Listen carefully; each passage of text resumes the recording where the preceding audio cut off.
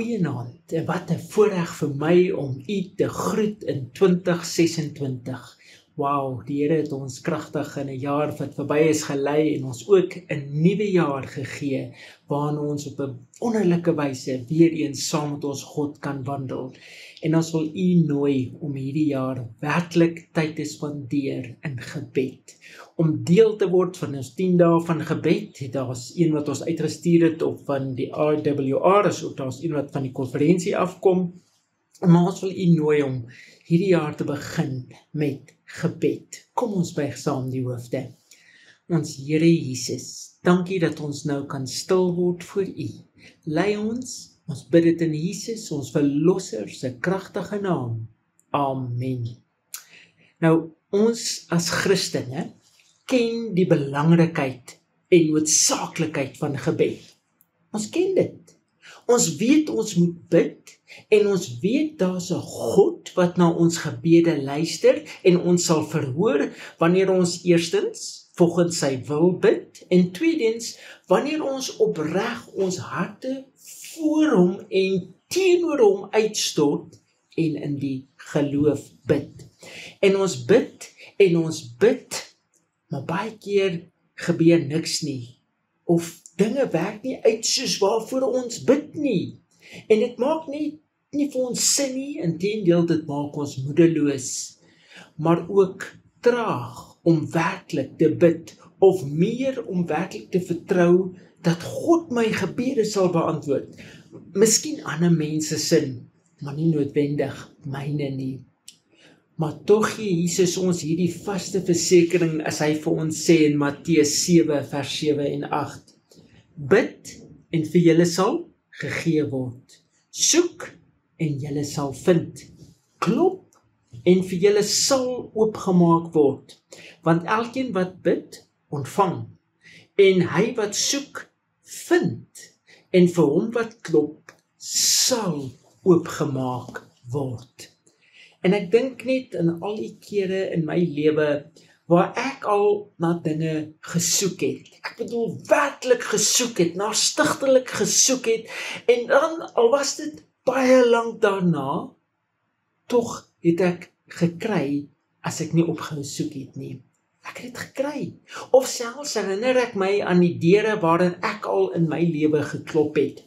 Vreemde deure, belangrike deure, selfs groot deure. En tog elke keer as ek geklop het, het iemand die deur oopgemaak. Maar tog, as ons aan gebed dink, onthou ons baie keer meer die kere waar ons gebede nie beantwoord was nie, as die kere wat dit wel beantwoord was. Ek deel met u 'n kragtige gedeelte wat ek onlangs gelees het van beantwoorde gebed, wat my net weer nuwe moed gegee het om te bid en nie op te hou bid nie. Nou, dis 'n baie ou storie, hoe sê ons altyd nog voor selfone. Daar word vertel dat daar 'n baie belangrike kankerspesialis was, bekend as Dr. Abrams. Deur sy intense navorsing was hy in staat om vele desperate kankergevalle, waarvoor daar geen oplossing was nie, suksesvol te kon behandel. En natuurlik vir sy goeie navorsing en harde werk, was hy geëer deur 'n baie spesiale toekenning te ontvang vir sy werk in die mediese navorsingsveld. Nou, dit was natuurlik vir hom 'n baie groot eer, en hy was opgewonde om die toekenning, wat natuurlik sy pad vorentoe sou oopmaak en hom nog wêreldbekend sou maak. Die glansgeleentheid was gehou in die groot stad van New York, en hy moes per vliegtuig na die geleentheid vlieg om hierdie toekenning te ontvang. Maar na 2 ure na opstyg, ontwikkel die vliegtuig egter engine probleme en moes noodgedwonge 'n noodlanding op die naaste lughawe maak. Dit was nogal 'n noue ontkoming, maar hulle was almal veilig. Bevrees dat hy nie betyds na die konferensie sou kon uitkom nie, doen hy navraag by die ontvangs en word meegedeel dat hy 10 ure sou moes wag vir die volgende vlug na sy bestemming. Hy wil egter geensins hierdie glansgeleentheid waarin hy geëer sou word mis nie, met die gevolg, hy besluit toe om eerder 'n plan te maak en 'n motor te huur en self die 4 ure na die stad waar die konferensie gehou sou word te ry. Kort na sy vertrek verander die weer en 'n ewige storm bars los. In die gietende reën kon hy nie goed sien nie en hy mis die afdraai wat hy moes neem. Nog geen GPS'e gewees daai tyd nie.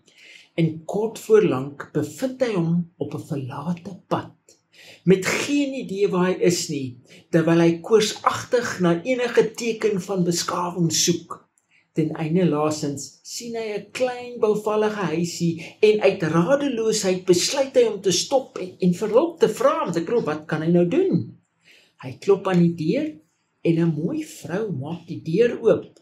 Hy verduidelik sy benadering en vra of hy haar foon mag gebruik. Sy het nie 'n foon nie.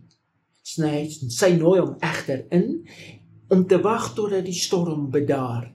Dr. Abraham het teen hierdie tyd baie moeg en honger gevoel en natuurlik neem hy maar haar uitnodiging aan.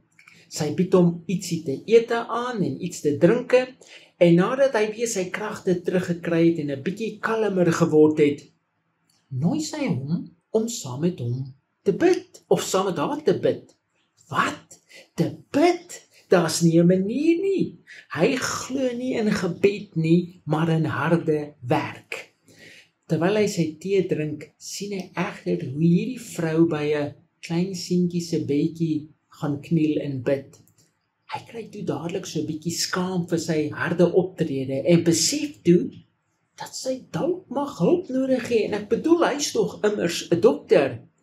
En soos wat sy opstaan en weer by hom kom, vra hy haar na die kind in die bed waarvoor sy bid en of sy werklik glo dat God ooit na haar gebede luister. En skielik word sy yskoud, soos wat sy hom vertel dat haar seentjie ernstig siek is aan kanker.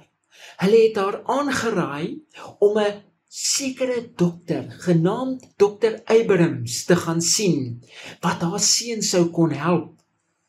Maar sy het eenvoudig net nie die geld daartoe gehad om by hom te kom of ooit sy fooie te kan betaal nie.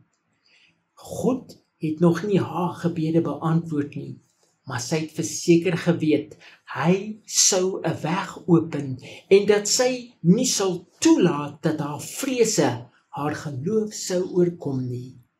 Stom gestaan en sprakeloos begin Dr. Abrams skielik te huil en gedwonge moet hy die God van sy kinderdae erken, soos hy uitroep, "Wow, God is groot!"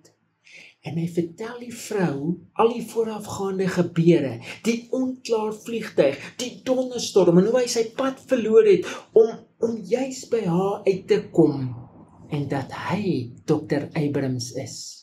Om alles omdat God gebede beantwoord en om die geleentheid te gee om uit die najag van sukses in sy materialistiese beroep waaraan hy vasgevang is te kom en tyd aan 'n arme, hulpelose vrou te skenk wat niks behalwe haar ryk gebede gehad het nie.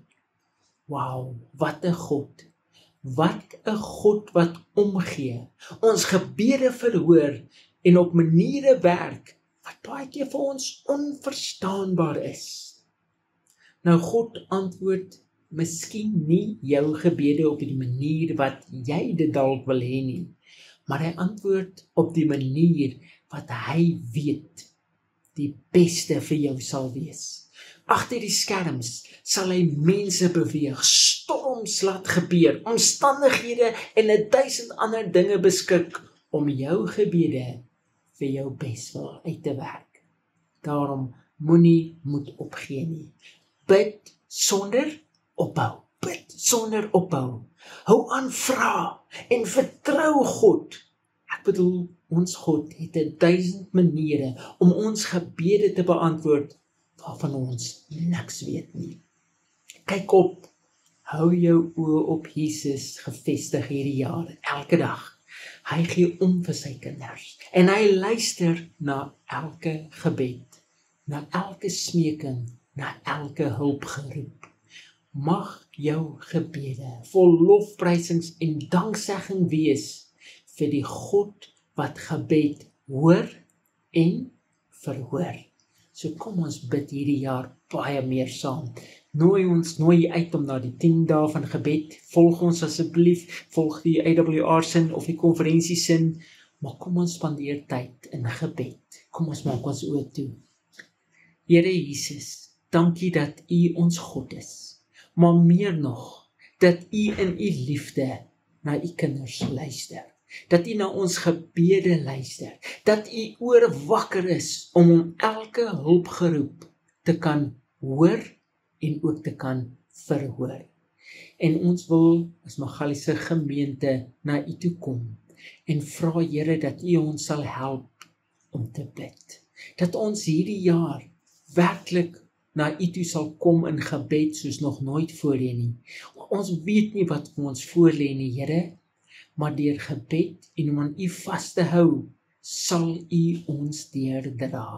Mag U naam groot wees. Ons bid dit in Jesus ons verlosser se kragtige naam. Amen. Dan sê hy, die Here seën u en vas staan in genade.